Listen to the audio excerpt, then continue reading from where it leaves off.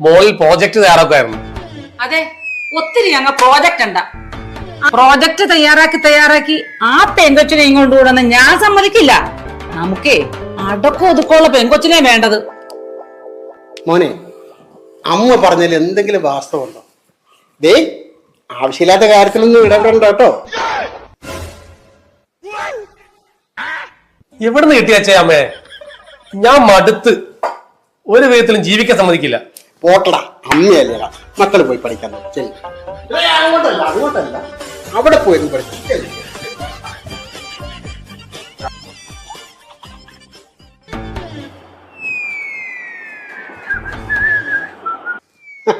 ആ, ഇതാര് ഇവിടെ ഉണ്ടായിരുന്നോ? ഇവിടെയൊക്കെ ഇങ്ങനെ വട്ടം കിറങ്ങി നടക്കണ്ടെന്ന് ഞാൻ അറിഞ്ഞു. ചേർത്തി അതും പറയും, അതിലപ്പുറവും പറയും. ചേട്ടൻ ഈ സാധനത്തിലേക്ക് എങ്ങനെ സഹിക്കണം?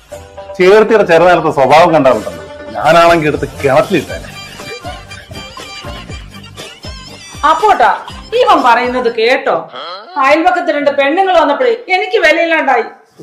പോട്ടെ. നീ അടുക്കള ചെന്ന് എന്തെങ്കിലും കാര്യങ്ങളൊക്കെ നോക്കി ചെല്ലേ. എടാ, എന്താടാ ഇത്? നീ പോയി ആ ഭാഷയിലൊക്കെ നടിച്ചിട്ട് ചെല്ലേ. പൊക്കെ.